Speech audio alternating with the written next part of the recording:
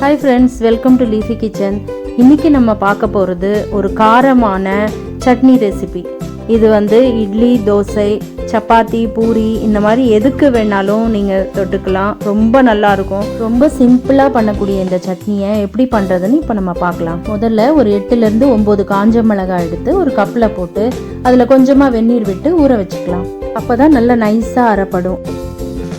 இப்போ ஒரு மிக்ஸி ஜார்ல ஒரு 3 பெரிய வெங்காயம், ஒரு 7-8 பல் பூண்டு, அது இல்லாமல் ஒரு 15 சின்ன வெங்காயம் உரிச்சு வச்சுருக்கேன். இப்போ பெரிய வெங்காயம் இல்லாமல் வெறும் சின்ன வெங்காயம் போட்டு கூட இந்த சட்னி பண்ணலாம், ரொம்ப நல்லாயிருக்கும். இது கூட ஒரு 3 தக்காளி கட் பண்ணி வச்சுருக்கேன், அதையும் போட்டுக்கலாம். அந்த ஊற வச்ச காஞ்ச மிளகாவும் அது கூட நம்ம சேர்த்துக்கலாம். தேவையான அளவு உப்பு சேர்த்துக்கலாம். இப்போ இது எல்லாத்தையும் நம்ம நல்லா நைஸாக அரைச்சிக்கலாம்.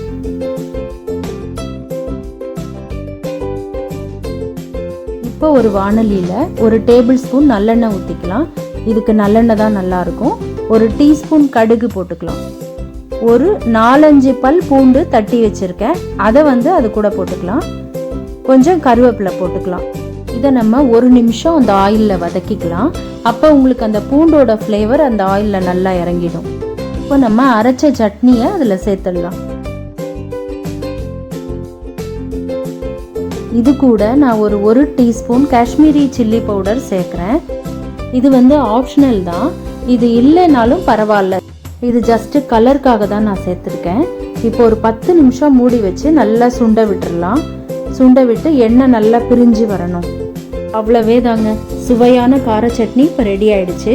இந்த வீடியோ பிடிச்சிருந்தா லைக் பண்ணுங்க, ஷேர் பண்ணுங்க, சப்ஸ்கிரைப் பண்ணுங்க, மறக்காம பெல் ஐக்கான் ப்ரெஸ் பண்ணுங்க.